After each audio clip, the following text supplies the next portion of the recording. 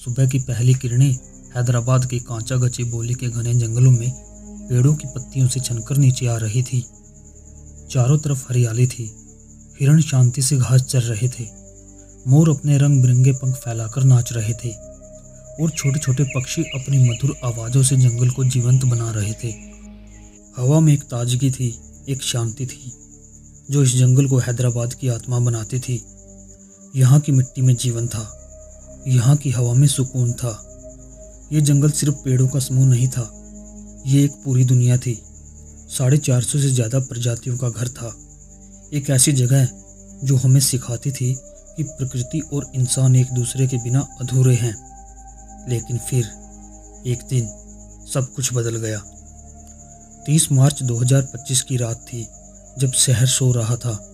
कांचागचिबौली के इस जंगल में बुलडोजरों की सेना घुस आई। अंधेरे में मशीनों की गड़गड़ाहट शुरू हुई और एक एक करके पेड़ गिरने लगे। पक्षियों की चीखें हवा में गूंजने लगी। हिरण जो कभी शांति से घूमते थे अब डर से इधर उधर भाग रहे थे। मोर जिनके पंख इस जंगल की शान थे, अपनी जान बचाने की कोशिश में जंगल के कोनों में छिप गए। ये नज़ारा किसी युद्ध का नहीं था, लेकिन ये एक जंगल का अंत था। 400 एकड़ का हरा भरा इलाका जो हैदराबाद का फेफड़ा था अब मशीनों की भेंट चढ़ने लगा।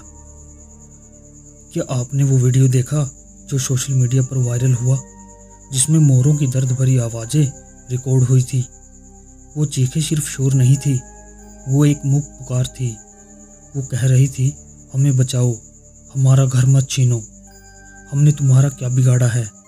लेकिन हमने उनकी आवाज़ें नहीं सुनी।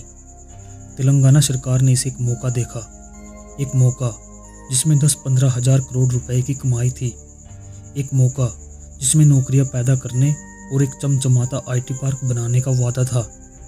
लेकिन इस मौके की कीमत क्या थी? इस जंगल की सांसें, इसकी हरियाली और उन अनगिनत जीवों का जीवन जो अब बेघर हो गए। कांचागचिबौली का ये जंगल कोई आम जगह नहीं थी, ये हैदराबाद का दिल है। यहाँ 233 से ज़्यादा पक्षी प्रजातियाँ, गोरैया, तोते, किंगफिशर और यहाँ तक कि दुर्लभ ग्रे हॉर्नबिल है।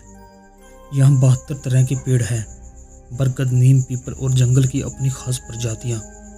यहाँ 40,000 से ज़्यादा पेड़ थे जो हर साल हजारों टन कार्बन डाइऑक्साइड सोखते थे और हमें ऑक्सीजन देते थे। यहाँ मशरूम रॉक जैसी 2 अरब साल पुरानी चट्टानें हैं जो प्रकृति की प्राचीन धरोहर है। ये जंगल मंजीरा बेसिन का सबसे ऊंचा हिस्सा है जो बाढ़ को रोकता है और मूसी नदी के जलाशयों को पानी देता है, वही पानी जो हैदराबाद के घरों में पहुंचता है। लेकिन अब क्या? सैटेलाइट तस्वीरें बता रही है कि 30 मार्च से 2 अप्रैल 2025 के बीच लगभग 2 वर्ग किलोमीटर का हरा भरा इलाका साफ हो गया है। 400 एकड़ का ये जंगल अब सिर्फ एक याद बनकर रह गया है। एक पल के लिए रुकिए, अपने घर की खिड़की से बाहर देखिए।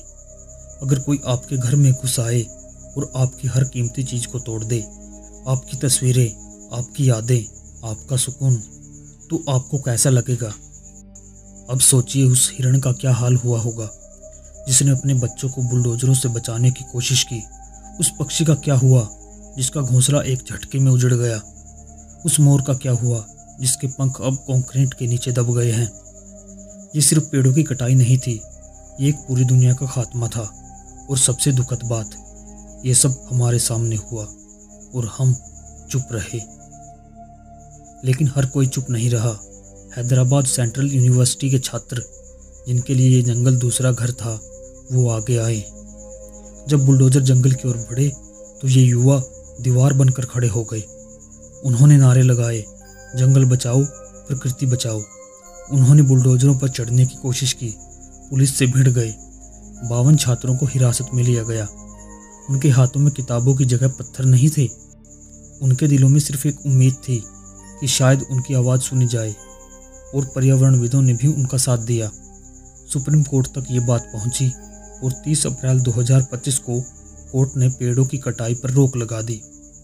ये एक छोटी सी जीत थी, लेकिन ये साबित करती है कि अगर हम आवाज़ उठाएं तो बदलाव मुमकिन है। अब सरकार का पक्ष सुनिए। तेलंगाना सरकार का कहना है कि ये जंगल नहीं बल्कि उनकी ज़मीन है। उनका दावा है कि यहाँ से 15,000 करोड़ रुपए की कमाई होगी, 50,000 नई नौकरियाँ पैदा होंगी, एक नया IT हब बनेगा जो हैदराबाद को दुनिया के नक्शे पर और ऊंचा ले जाएगा। लेकिन सवाल ये है कि क्या विकास का मतलब प्रकृति को कुर्बान करना है? एक स्टडी के मुताबिक इस कटाई से तिल्लापुर, दलांगडला और गच्चीबोली जैसे इलाकों का तापमान 1 से 4 डिग्री सेल्सियस तक बढ़ सकता है। गर्मी बढ़ेगी, बिजली के बिल बढ़ेंगे और प्रदूषण का स्तर भी। ये जंगल जो बाढ़ को रोकता था अब खामोश है। पिछले साल हैदराबाद में बाढ़ ने कितना नुकसान किया था वो हम सब ने देखा। अगर ये जंगल नहीं रहा तो अगली बार क्या होगा? आपने कभी सोचा है अगर एक दिन अचानक से पेड़ गायब हो जाएं तो क्या होगा? ना छाँव रहेगी, ना पक्षियों की आवाज़ें, ना ताज़ी हवा और शायद ना ही हम। हैदराबाद जो आज स्मार्ट सिटी बन रहा है, यहाँ मेट्रो बन रही है, बड़े बड़े प्रोजेक्ट्स आ रहे हैं, वहीं दूसरी तरफ कांचा गच्चीबोली जैसे हरे भरे इलाकों को चुपचाप काटा जा रहा है। सिर्फ एक पेड़ नहीं, हजारों पेड़, सैकड़ों एकड़ का जंगल, मिट्टी से लेकर जंगल के जानवर तक सब उजड़ रहा है। और इसकी सबसे बड़ी वजह है विकास। लेकिन सवाल ये है कि क्या ये सच में विकास है या हम अपनी आने वाली पीढ़ियों से उनकी सांसें छीनने का इंतजाम कर रहे हैं? जंगल सिर्फ ऑक्सीजन नहीं देते, वो बारिश लाते हैं, तापमान को संतुलित रखते हैं, मिट्टी को बांध कर रखते हैं ताकि बाढ़ ना आए। और हैदराबाद जैसे शहर जो पहले से ही गर्मी और पानी की समस्या से जूझ रहा है, वहाँ जंगल काटना आग में घी डालने जैसा है। वैज्ञानिक कहते हैं कि अगर जंगल ऐसे ही कटते रहे तो अगले 10 सालों में हैदराबाद का तापमान 2 से 3 डिग्री तक बढ़ सकता है। सोचिए, ये गर्मी जो आज हम बर्दाश्त नहीं कर पा रहे, वो तब क्या करेगी जब हमारे पास ना तो पेड़ होंगे और ना ही छाँव। अब अपने बच्चों के बारे में सोचिए, कल को जब वो बड़े होंगे तो उन्हें क्या दिखेगा? कंक्रीट के जंगल, धूल भरी हवा, गर्मी से तपती सड़कें। ये जंगल सिर्फ हमारा नहीं, उनकी भी धरोहर है। आज हम इसे खो देंगे तो कल वो हमसे सवाल करेंगे, आपने हमारे लिए क्या बचाया? और हमारे पास जवाब नहीं होगा। ये जंगल हमारी सांस है, हमारी पहचान है। इसे बचाना सिर्फ सरकार की नहीं, हमारी भी जिम्मेदारी है। अच्छी खबर ये है कि अभी सब कुछ खत्म नहीं हुआ है। सुप्रीम कोर्ट ने कांचा गच्चीबोली में कटाई पर रोक लगा दी है। सरकार ने अब नीलामी रद्द करने और 400 एकड़ को मिलाकर 2000 एकड़ का एक इको पार्क बनाने की बात कही है। लेकिन छात्र इसे धोखा कह रहे हैं। उनका कहना है कि यूनिवर्सिटी को दूसरी जगह शिफ्ट करना और जंगल को छूने की कोई भी योजना गलत है। वो सही है। ये जंगल अपने मूल रूप में रहना चाहिए, ना कि किसी बनावटी पार्क के रूप में। और ये उम्मीद सिर्फ कांचा गच्चीबोली तक सीमित नहीं है। हैदराबाद और देश भर के कई लोग फार्मा सिटी जैसे प्रोजेक्ट्स के खिलाफ आवाज़ उठा रहे हैं।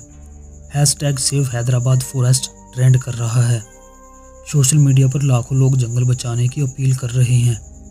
कुछ NGO और पर्यावरण प्रेमी कोर्ट तक जा पहुंचे हैं ताकि इन प्रोजेक्ट्स को रोका जा सके या इनका कोई वैकल्पिक समाधान निकाला जा सके। ये एक संकेत है कि हम अभी भी जाग सकते हैं। तो आज इस वीडियो को देखने के बाद एक पल रुकिए, अपने आसपास की हरियाली को देखिए, उस हवा को महसूस कीजिए जो पेड़ हमें देते हैं, और फिर सोचिए, क्या हम इसे खोने के लिए तैयार हैं? अगर नहीं तो कुछ कीजिए, अपने दोस्तों से बात कीजिए, सोशल मीडिया पर लिखिए, सरकार को बताइए कि ये गलत है। एक पेड़ बचाना एक जान बचाने जैसा है। हमें ऐसी विकास नीति चाहिए जो पर्यावरण के साथ चल सके, ना कि उसे कुचल कर। वरना एक दिन आएगा जब हम अपने बच्चों को सिर्फ किताबों में पेड़ दिखाएंगे और कहेंगे, देखो ये कभी असली में भी होते थे। जंगल बचाइए, सिर्फ हैदराबाद नहीं, हर जगह, क्योंकि अगर जंगल रहे तो हम रहेंगे। मैं आपसे बस इतना ही कहूँगा, आवाज़ उठाइए, शेयर करिए, और ये मत समझिए कि आपकी एक आवाज़ कुछ नहीं बदल सकती, क्योंकि बदलाव हमेशा एक आवाज़ से ही शुरू होता है।